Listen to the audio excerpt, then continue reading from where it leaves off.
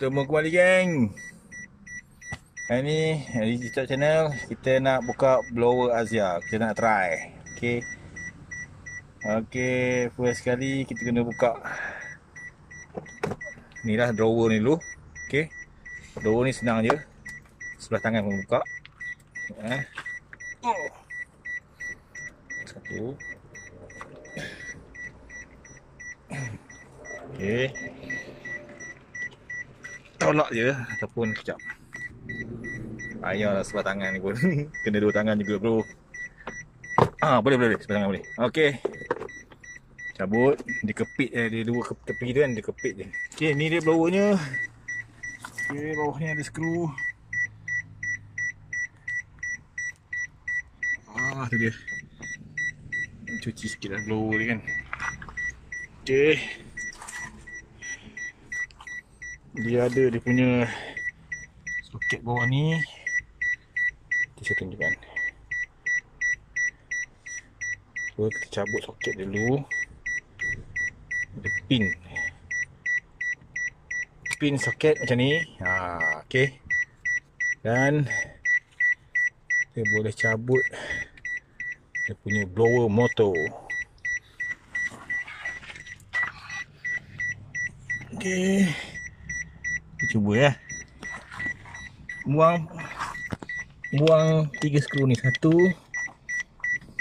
2 lagi 3 di ujung ni. Okey.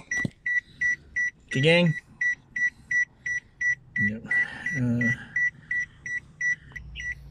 Okey geng, dah keluar.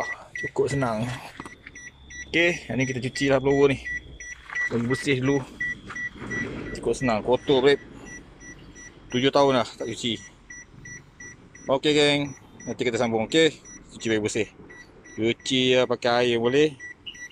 Alright, jangan bagi kena motor je. Okey. Okey geng. Cara cabut dia sabun ni saya dah cuci dah. Okey. Okey, cara cabut blower ni cukup senang. Okey bro. Geng. Tu dia ada klip sini. Okey. Asal ada klip ni saya cuci tadi ni saya cabut dah. Okey. Kalau kita nak cuci dengan motor-motor ni risiko sikit lah. Kalau motor ni kalau kena air, jahanam pula kan. Okay. Cara cabut dia, kita just tekan ni, klip ni. Okay, klip cabut. Okay.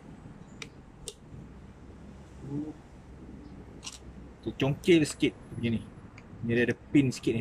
Pin ni congkel sikit je. Okay. Okay, dah congkel sikit. Tolak je ni. Keluar. Tolak, tarik. Dah keluar geng.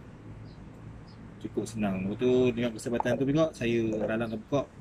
Saya letak item grease kat sini bagi dia smooth sikit lah di motor dia. Okey. Tu cucilah. Kalau macam ni senang sikit cuci. Kan?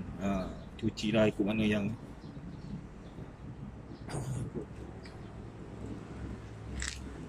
ikut mana yang rasa buah hati tu kan.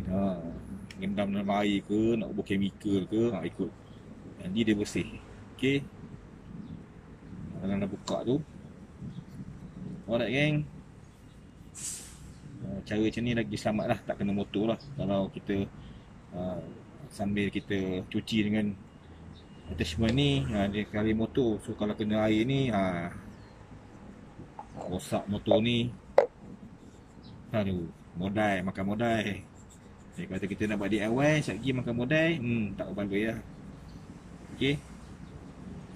Made in Japan.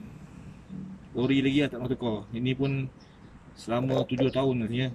7 tahun lebih lah. Tak pernah lagi cuci blower ni. Ini ada kesempatan ni, cuci buat lah kan. Ada simple je geng. Ini DIY je. Kalau ada rosak motor ni pun kita boleh tukar je. Beli je kat Shopee, pasang je balik. No problem. Okay. Okay geng. Nanti kita tunjuk cara pasang dia balik. Tapi cara pasang pun sama je macam tadi. Jadi buka senang je kan. Ada 3 skru. Pasang pun ada 3 skru. Cuma kita kena alignment ni. Ni kena align dengan lubang di tepi tu. Dia kedudukan dia macam ni. Masuk itu, ikat balik skru. Settle. Okay geng. Apa-apa DIY je geng. Alright. Bersih macam ni pun okey lah. Okay. Alright geng, jumpa lagi nanti. Bye bye.